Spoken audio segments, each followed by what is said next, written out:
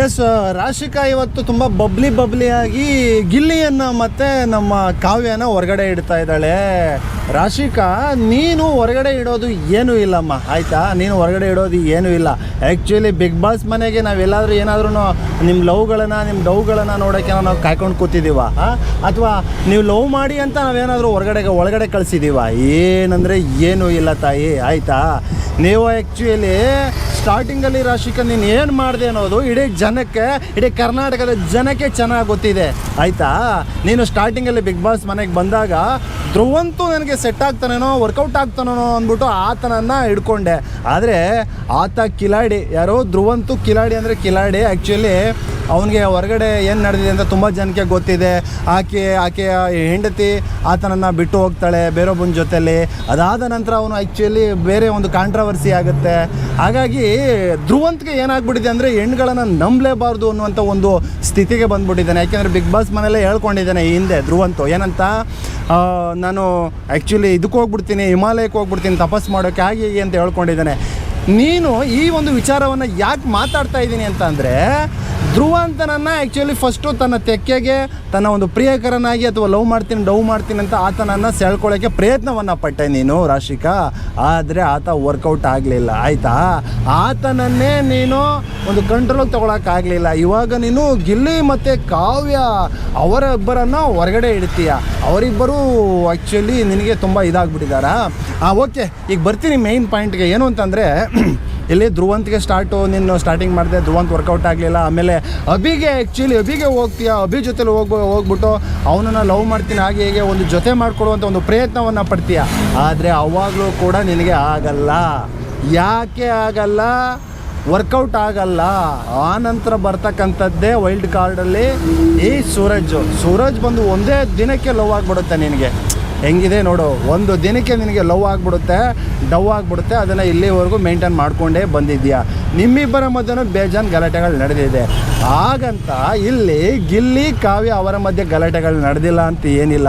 ಇವಾಗ ನೀವು ನೋಡಿರ್ಬೋದಾಗಿತ್ತು ಪ್ರೋಮೋದಲ್ಲಿ, ಆ್ಯಕ್ಚುಲಿ ಗಿಲ್ಲಿ ಮತ್ತು ಕಾವ್ಯ ಒಂಥರ ಬೇರೆ ಥರನೇ ಇದ್ದರು. ಆ್ಯಕ್ಚುಲಿ ಇಲ್ಲಿ ಕಾವ್ಯನ ಯಾರಾದರೂ ತಗೊಳ್ತಾರೋ ಅಂತ ಆಕೆ ಇದು ಮಾಡಿ ಯಾರು ತಗೊಳ್ತಾರೋ ಅಂತ ವೆಯ್ಟ್ ಮಾಡ್ತಾಯಿದ್ಲು. ಆದರೆ ಎಲ್ಲರೂ ಬೇರೆಯವರನ್ನು ಚೂಸ್ ಮಾಡಿಕೊಂಡ್ರು. ಆಗ ಆ್ಯಕ್ಚುಲಿ ಕಾವ್ಯ ಒಂದು ಮಾತನ್ನು ಹೇಳಿದ್ದಾಳೆ ಪ್ರೋಮೋದಲ್ಲಿ, ನೀವು ನೋಡಿರ್ಬೋದು. ನಾನು ನೋಡ್ತಾ ಇದ್ದೆ ಅವರು ನನ್ನನ್ನು ಚಾಯ್ಸ್ ಮಾಡ್ತಾರೋ ಇವರು ಚಾಯ್ಸ್ ಮಾಡ್ತಾರೋ ಅಂತ, ಬಟ್ ಯಾರೂ ಚಾಯ್ಸ್ ಮಾಡಿಲ್ಲ. ನನಗೆ ಆ್ಯಕ್ಚುಲಿ ಸಿಂಪಲ್ಲಾಗಿ ಸರಳತೆಯಿಂದ ಚಾಯ್ಸ್ ಮಾಡ್ಕೊಳ್ತಕ್ಕಂಥದ್ದು ಗಿಲ್ಲಿನೇ. ಹಾಗಾಗಿ ಗಿಲ್ಲಿಯನ್ನು ಚಾಯ್ಸ್ ಮಾಡ್ಕೊಳ್ತೀನಿ ಅನ್ನುವಂಥ ಒಂದು ಮಾತನ್ನು ಕೂಡ ಇಲ್ಲಿ ಕಾವ್ಯ ಹೇಳ್ತಾಳೆ. ಅಂದರೆ ಅವರವರ ಒಂದು ಕಂಫರ್ಟಬಲ್ ಝೋನ್, ಅದು ಅವರವರ ಕಂಫರ್ಟಬಲ್ ಝೋನಲ್ಲಿ ಅವರವರು ಚೆನ್ನಾಗಿದ್ದಾರೆ. ಅಲ್ಲಿ ಏನೋ ಲವ್ವೇ ಇರಬೇಕು ಅಂತ ಏನಿಲ್ಲ, ಅಥವಾ ಬೇರೇನೋ ಸಂಬಂಧಗಳಿರಬೇಕು ಅಂತ ಏನಿಲ್ಲ ಅಲ್ವಾ? ಹಾಗಾಗಿ ಇವತ್ತು ಆ ಒಂದು ಚಟುವಟಿಕೆ ಕೊಟ್ಟಿರೋದ್ರಲ್ಲಿ ಇವತ್ತು ಗಿಲ್ಲಿ ಕಾವ್ಯನ ರಾಶಿಕಾ ಅವರು ನಾನು ಹೊರಗಡೆ ಇಡ್ತೀನಿ, ಸೂರಜ್ ಅವರನ್ನು ಒಳಗೆ ನಾನು ಬೇಕು ಮಾಡ್ಕೊಳ್ತೀನಿ ಅಂದ್ಬಿಟ್ಟು ಆ್ಯಕ್ಚುಲಿ ನೀವು ಹೇಳ್ತಾ ಇದ್ದೀರಾ ರಾಶಿಕಾ ಅವರೇ. ಆಮೇಲೆ ನೀವು ಇನ್ನೊಂದು ಅದ್ಭುತವಾದ ಜೋಡಿ, ಅಂದರೆ ಏನು ಈಗ ಚಟುವಟಿಕೆಯನ್ನು ಕೊಟ್ಟಿದ್ದಾರೋ ಬಿಗ್ ಬಾಸ್ನಲ್ಲಿ, ಆ ಒಂದು ಚಟುವಟಿಕೆಯಲ್ಲಿ ಇನ್ನೊಂದು ಅದ್ಭುತವಾದ ಜೋಡಿ ಅಂತಂದರೆ ನಮ್ಮ ರಘು ಅವರು ಬಂದ್ಬಿಟ್ಟು ಅಶ್ವಿನಿ ಗೌಡ ಅವರನ್ನು ಚಾಯ್ಸ್ ಮಾಡ್ಕೊಳ್ತಾರೆ. ನೋಡಿ, ಸ್ಟಾರ್ಟಿಂಗಲ್ಲಿ ಬಂದಾಗಲೂ ಕೂಡ ಅವರಿಬ್ಬರ ಒಂದು ಕೆಮಿಸ್ಟ್ರಿಗೆ ಸಿಕ್ಕಾಪಟ್ಟೆ ಜನ ಫಿದಾ ಆಗಿಬಿಟ್ಟು ಒಂದು ಒಳ್ಳೆ ಲವ್ ಸ್ಟೋರಿ ಸ್ಟಾರ್ಟ್ ಆಗ್ತೈತೆ ಹಾಗೆ ಹೀಗೆ ಅನ್ನುವಂಥದ್ದೆಲ್ಲವೂ ಕೂಡ ನಡೀತಾ ಇತ್ತು. ಆದರೆ ಅದಾದ ನಂತರ ಏನಾಯಿತು, ಅಶ್ವಿನಿ ಅಂತ ಕರೆದಿದ್ದಕ್ಕೇನೆ ಅಶ್ವಿನಿ ಗೌಡ ಅವರು ನನ್ನನ್ನು ಏಕವಚನದಲ್ಲಿ ಮಾತಾಡಿಸ್ತಿದ್ದೆ, ಅಶ್ವಿನಿ ಅಂತ ಕರಿಬೇಡ, ಅಶ್ವಿನಿ ಗೌಡ ಅವರೇ ಅಂತ ಕರಿಬೇಕು ಹಾಗೆ ಹೀಗೆ ಅಂದ್ಬಿಟ್ಟು ಏನು ಹೊತ್ಕೊಂಡು ಡ್ರಾಮಾಗಳು ಮಾಡಿದ್ದೇನೋ ಅಶ್ವಿನಿ ಗೌಡ ಅವರು, ಆಯಿತಾ? ಆದರೆ ಅದಕ್ಕಿಂತ ಹಿಂದೆ ಅವಳು ಏನೋ ಜೈಲಲ್ಲಿ ಇರಬೇಕಾದ್ರೆ ರಘು ಹೋಗ್ಬಿಟ್ಟು ಆ್ಯಕ್ಚುಲಿ ಇಲ್ಲ ಊಟ ಮಾಡಲೇಬೇಕು ಅಂತ ನಿದ್ರೆಗಳನ್ನು ಮಾಡ್ದೇನೆ ಊಟವನ್ನು ಮಾಡಿಸ್ತಾನೆ. ಅದೆಲ್ಲವೂ ಕೂಡ ಒಂದು ಪ್ರೀತಿಯಾಗಿ ಕನ್ವರ್ಟ್ ಆಗಿತ್ತು. ಇದಾದ ನಂತರ ದೊಡ್ಡ ಮಟ್ಟದ ಜಗಳ ಅಂದರೆ ನನ್ನನ್ನು ಅಶ್ವಿನಿಯವರಂತೆ ಕರಿಬೇಡ ಅನ್ನುವಂಥದ್ದು. ಆದರೆ ಇಲ್ಲಿ ವ್ಯಕ್ತಿತ್ವಗಳ ಆಟದಲ್ಲಿ ನೀವು ನೋಡಿರ್ಬೋದು, ಅಶ್ವಿನಿ ಗೌಡ ಅವರು ಆ್ಯಕ್ಚುಲಿ ರಘುಗೆ ಒಂಥರ ಆ ಒಂದು ವ್ಯಕ್ತಿತ್ವದಲ್ಲಿ ಇಷ್ಟ ಆಗಿದ್ದಾರೆ. ಹಂಗಾಗಿ ನನಗೆ ಅವರನ್ನು ಜೋಡಿ ಮಾಡ್ಕೊಳ್ತೀನಿ ಅನ್ನುವಂಥ ಒಂದು ಮಾತನ್ನು ಕೂಡ ರಘು ಅವರು ಹೇಳ್ತಾರೆ. ಎಸ್, ಅವರಿಬ್ಬರದು ಒಳ್ಳೆ ಇದಿದೆ. ಆದರೆ ಇಲ್ಲೇನಪ್ಪ ಅಂತಂದರೆ ಅಶ್ವಿನಿ ಗೌಡ ಅವರು ಸ್ವಲ್ಪ ಅಡ್ಜಸ್ಟ್ ಮಾಡ್ಕೊಳ್ಳಲ್ಲ. ಅಲ್ವಾ. ಹಂಗಾಗಿ ಅವರು ಅಡ್ಜಸ್ಟ್ ಮಾಡ್ಕೊಳ್ಳಲ್ಲ. ಅವ್ರನ್ನ ಇವರು ಎಲ್ಲಿವರೆಗೂ ಕೊನೆವರೆಗೂ ತಗೊಂಡೋದ್ರು ರಘು ಅವರು. ಒಂಥರ ಅವರು ಅಶ್ವಿನಿ ಗೌಡ ಅವರು ಹೆಂಗೆ ಮಾಡ್ತಾರೆ ಅಂತಂದರೆ ಒಂದು ಸ್ವಲ್ಪ ದೂರ ಜರ್ನಿ ಹೋಗ್ತಾರೆ, ಆನಂತರ ಅವರು ಮ್ಯಾನುಪ್ಲೇಟ್ ಮಾಡೋದು ಜಾಸ್ತಿ. ನೀನು ಹಂಗೆ ಮಾಡಿಬಿಟ್ಟೆ, ನೀನು ಹಿಂಗೆ ಅಂದ್ಬಿಟ್ಟೆ, ಹೆಣ್ಮಕ್ಳಿಗೆ ಆ ರೀತಿ ಏನೋ ಮುಟ್ಬಾರ್ದಾಗಿತ್ತು, ಈ ರೀತಿ ಅನ್ಬಾರ್ದಾಗಿತ್ತು, ಹೆಣ್ಮಕ್ಳಿಗೆ ಅವಮಾನ ಮಾಡ್ತಾ ಇದೆಯಾ, ಹಾಗೆ ಹೀಗೆ ಅಂದ್ಕೊಂಡು ಆ್ಯಕ್ಚುಲಿ ಅವರ ಅಶ್ವಿನಿ ಗೌಡ ಅವರ ತೊಂದರೆ ಏನಪ್ಪ ಅಂತಂದರೆ ಅದೇ ಏನಾದರೂ ಒಂದು ಖ್ಯಾತೆ ತೆಗೆಯೋದು, ಏನೋ ಒಂದು ಮ್ಯಾನುಪ್ಲೇಟ್ ಮಾಡೋದು ಮಾಡಿ ಅದು ಸರೋಗಲಿಲ್ಲ ಹಾಗೆ ಹೀಗೆ ಅಂತ ಆ್ಯಕ್ಚುಲಿ ಮತ್ತೆ ರಘು ಅವರನ್ನು ಹೊರಗಡೆ ಮಾಡುವಂಥ ಕೆಲಸವನ್ನು ಮಾಡ್ತಾರೆ. ಇಲ್ಲಿ ನೋಡಿ, ಗಂಡಸರು ಎಷ್ಟೇ ಒಂದು ಪ್ರೀತಿಯನ್ನು ತೋರಿಸ್ಕೊಂಡು ನಾವು ಜೊತೆ ಆಗ್ತೀವಿ, ನಾವು ಸರೋಗ್ತೀವಿ ಅಂತ ಹೊರಡ್ರೂ ಕೂಡ, ಆದರೆ ಹೆಣ್ಮಕ್ಳು ಎಲ್ಲೋ ಒಂದು ಕಡೆ ಖ್ಯಾತೆ ತೆಗೆದು ಅವ್ರನ್ನ ದೂರ ಮಾಡುವಂಥದ್ದಾಗಿರ್ಬೋದು, ಅವರಿಂದ ಒಂದು ಡಿಸ್ಟೆನ್ಸನ್ನು ಮೇಂಟೈನ್ ಮಾಡೋದಾಗಿರ್ಬೋದು, ಇದೆಲ್ಲವನ್ನು ಮಾಡ್ತಾರೆ. ಎಲ್ಲರೂ ಅಲ್ಲ, ಕೆಲವರ ಒಂದು ಇದಕ್ಕೆ ಸೇರ್ಕೊಳ್ತಕ್ಕಂಥದ್ದು ಅಶ್ವಿನಿ ಗೌಡ ಅವರು. ಎಸ್, ಅಶ್ವಿನಿ ಗೌಡ ಅವ್ರದ್ದು ಆ ರೀತಿ ಆಯಿತು.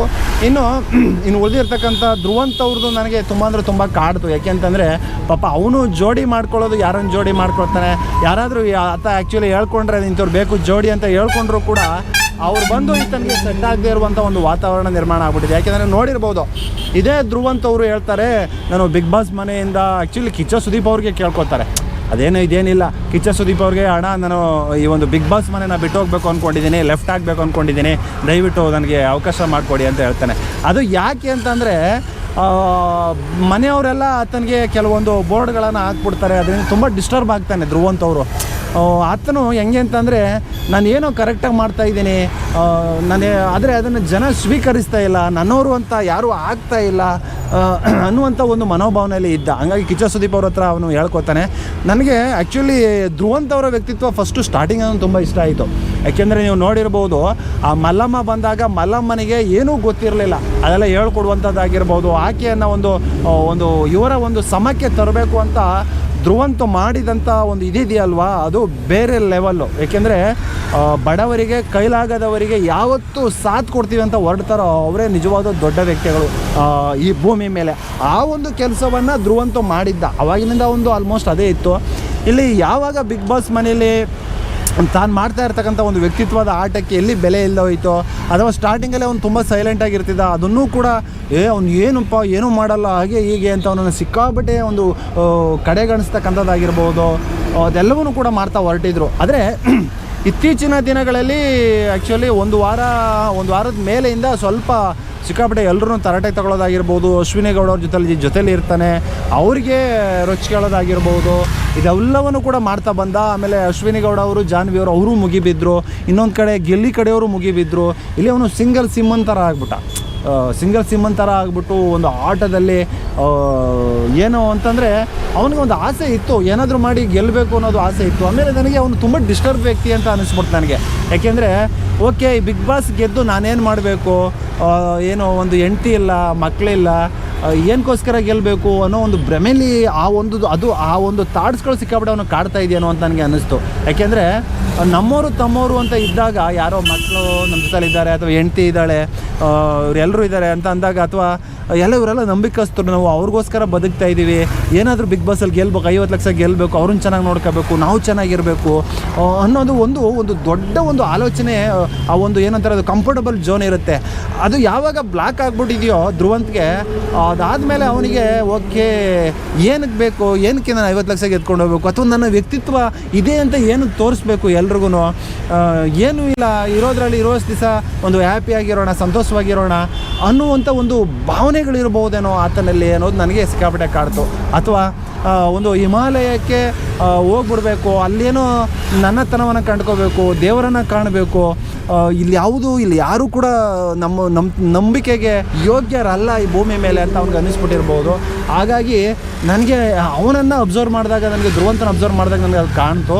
ಆ್ಯಕ್ಚುಲಿ ಅದಕ್ಕೆ ಬಿಗ್ ಬಾಸಲ್ಲಿ ಮದ್ದು ಸಿಗಲ್ಲ. ಏನು ಇವಾಗ ಕೇಳ್ಕೊತಾ ಇದ್ದಾನೆ, ಬಿಗ್ ಬಾಸಿಂದ ಹೊರಗಡೆ ಹೋಗ್ಬಿಡ್ತೀನಿ ಹಾಗೆ ಹೀಗೆ ಅಂತ.